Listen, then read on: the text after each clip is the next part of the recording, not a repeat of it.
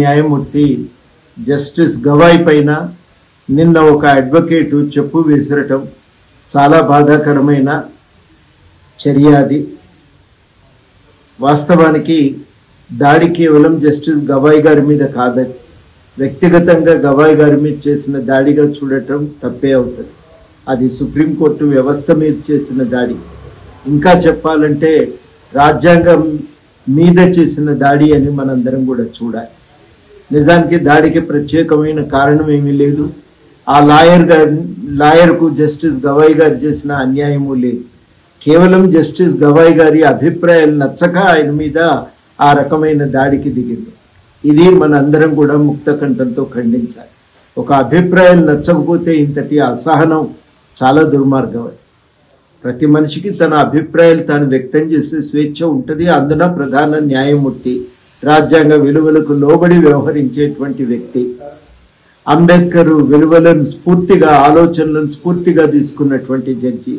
అటువంటి వారి మీద దాడి చేయటం అంటే ఒక ప్రజాస్వామిక స్ఫూర్తి మీద, విలువల మీద దాడి చేయటం తప్ప మరొకటి కాదు.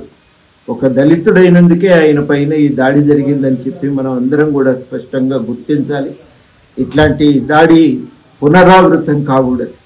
అందుకనే నిర్ద్వందంగా ఆయనను లాయర్గా ప్రాక్టీస్ చేసే అధికారాన్ని తొలగించటం మాత్రమే కాదు, ఆయనపై కేసు నమోదు చేయాలి, క్రిమినల్ చర్యలు తీసుకోవాలి.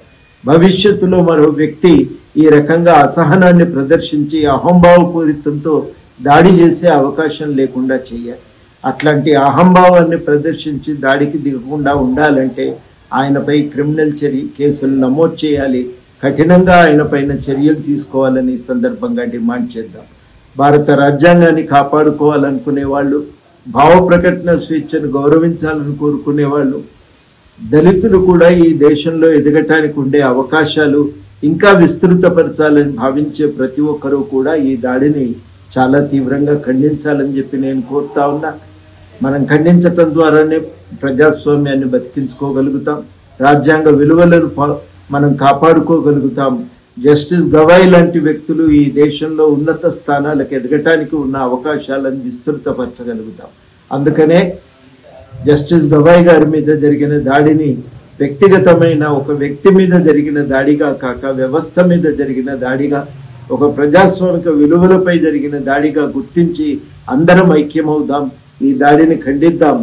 దాడికి పాల్పడిన వ్యక్తిపై క్రిమినల్ చర్యలు తీసుకోవాలని ఈ సందర్భంగా డిమాండ్ చేద్దాం. అసలైన తొలి వెలుగు. ఫాలో వాట్సాప్ @తొలి వెలుగు అఫీషియల్.